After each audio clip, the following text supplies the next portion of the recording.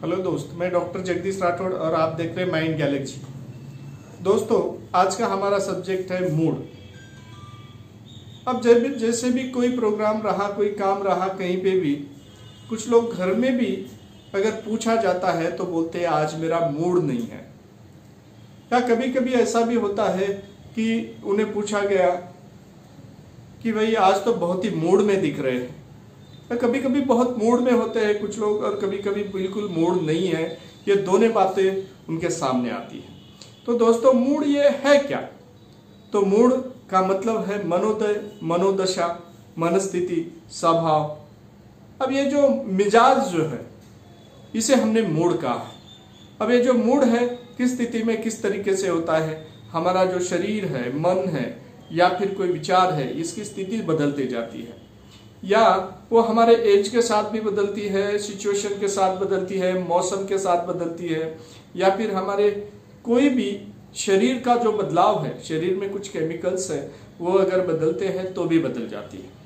तो ऐसे स्थिति में हमने देखा कि यहाँ पर इसी को मूड कहते हैं। अब ये जो मूड है, मूड डिसऑर्डर डिप्रेशन, इसमें मूड डिसऑर्डर डिप्रेशन जो होता है कि इसमें एक तरीके का उदासी सी छाई जाती है, मन में दुखी दुखी होते जाता है। अब इसमें जो है रिकरेंट यूनिपोलर डिप्रेशन या यूनिपोलर मूड डिप्रेशन। अब ये यूनिपोलर का मतलब क्या है कि कोई भी एक तरीके का जो है मूड बनते जाता है। जैसे दुखी दुखी बनने वाला जो है recurrent disorder, mood disorder depression जो है, इसमें क्या होता है कि वो व्यक्ति जो है, उस व्यक्ति को जनरली 40 साल के आसपास ये बीमारी होती है और इसके पहले भी अटैक आए हुए रहते हैं मगर पता नहीं चलता है। वो धीरे धीरे बढ़ती जाती है और वो पता नहीं चलता है, कभी दुरुस्त होते जाता है, बढ़ जाता है और वैसे ही रहता है। और ऐसे तरीके में जनरली ये बीमारी तो हमारे जो शरीर में केमिकल्स बदलने से उसकी कम जो हो या ज़्यादा हो जाने से भी हो जाती है। तो दूसरी बात ऐसी भी है, सिचुएशन बदल जाने से होती है या कुछ अनुवंशिक या पौराणिक होती है। हेरिडिटी में जैसा अगर है तो वो भी वहाँ वैसे उस तरीके से भी मूड बनता है। हम किसी लोगों को बोलते हैं कि बहुत ही झगड़ा करता है या बहुत ही एग्रेसिव है, बहुत चिड़चिड़ा है या बहुत उदास रहता है, ये जो बोलते हैं तो ये सभी बातें उनमें आ जाती है। अब ये उदासी जैसे जैसे छाई जाती है वैसे वैसे उन्हें भूख नहीं लगेगी या फिर बहुत ज़्यादा भूख लगेगी, कुछ काम करने में कोई इंटरेस्ट नहीं है, कुछ करना नहीं चाहते हैं, इस तरीके से उन्हें दिमाग में आते रहता है। और कभी कभी बोलते हैं कि चलो मुझे इस ज़िंदगी में कुछ करना ही नहीं है, ज़िंदगी में कुछ करके भी क्या फ़ायदा होने वाला है, मेरी किस्मत साथ देती नहीं है, घर वाले, मेरे परिवार वाले मुझे साथ नहीं देते हैं। फिर कुछ लोगों के बोले कि अगर महिला है तो पुरुषों के बारे में बोलेंगे मेरे मिस्टर मुझे साथ देते नहीं, कोई पुरुष ऐसा बोलेंगे कि मेरी मिसेस मुझे साथ देती नहीं है, या फिर बच्चे मेरे ठीक से नहीं हैं, या फिर ससुराल वाले ठीक नहीं हैं। अब ये सभी बातें, मेरे माता पिताजी ने मेरे लिए कुछ कमा के रखा ही नहीं है, और इस तरीके से बातें आती रही। या कुछ बातें ऐसे रहेंगी कि दुनिया वाले जो है, मैं कोई भी बिजनेस में जाता हूँ, कोई काम करने जाता हूँ, असफल ही होता हूँ। इस तरीके से दिमाग में ये जो रिकरेंट यूनिपोलर जो डिप्रेशन जो है, डिसऑर्डर डिप्रेशन जो है, ये मूड का स्थिति में हो जाता है।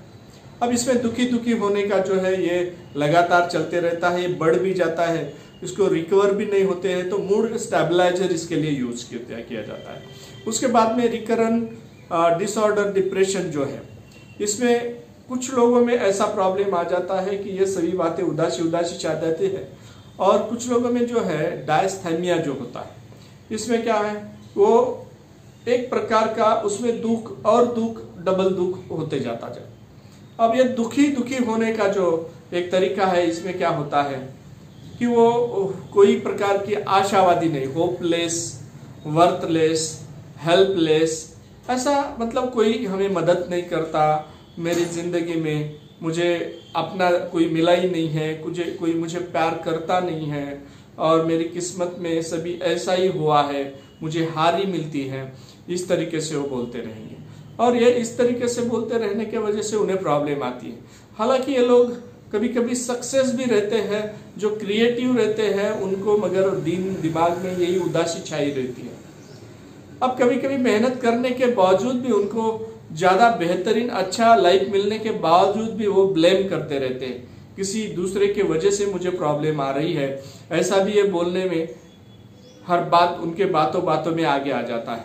और दूसरी बात सबसे बड़ी है कि इसमें कि एक व्यक्ति को मैंने देखा कि एक बच्चा था, 12th क्लास हुआ, पास होने के लिए एग्जाम देना था। वो बोले एग्जाम दे के मैं क्या करूं, पढ़ाई करके किसका क्या होगा, मतलब नौकरी मिलेगी, बहुत बड़े ऑफिसर बनेंगे, IAS ऑफिसर IPS ऑफिसर बन जाएंगे, IAS ऑफिसर बन के भी क्या करना है।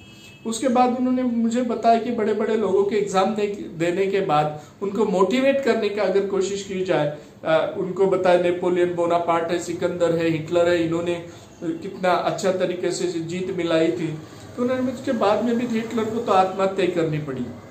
फिर मुझे तो आखिर में तो मरना ही है, कौन साथ में लेके जा रहा है। इस तरीके से निगेटिव बातें करने वाले भी होते हैं, और यही तरीका है कि जिसमें मूड जो है उनको बनता नहीं, उदासी होते जाते हैं। और इसके लिए फिर क्या करना पड़ता है कि फिर मूड स्टेबलाइजर जैसी या एंटी साइकोटिक या नींद की गोलियां, ये सभी बातें देके उनको, या फिर उनको जो शॉकिंग ट्रीटमेंट, ये भी अगर ज्यादा हो जाता है तो ये ट्रीटमेंट भी देना पड़ता है, और वो देने के बाद भी इन लोगों को ठीक करना पड़ता है।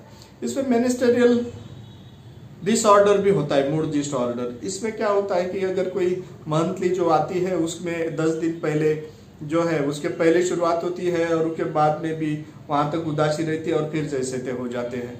उसमें साइकोसोमेटिक भी प्रॉब्लम रहते हैं, तो ये भी मूड में भी इंक्लूड है। और इस तरीके से बहुत सारे प्रॉब्लम जो है, इस तरीके से इसको काउंसलिंग करना पड़ता है, मेडिटेशन, योगा या फिर हिप्नोटिज्म ऐसा तरीका है उनके माइंड को टोटल चेंज करके उनमें बदलाव लाया जा सकता है। तो दोस्तों, अभी तक आपने देखा है कि mind disorder, unipolar, mood disorder, depression. तो इसे देखते रहने के लिए इसे लाइक कीजिए, कमेंट कीजिए, सब्सक्राइब कीजिए और बेल आइकन दबाना ना भूलें। नमस्ते।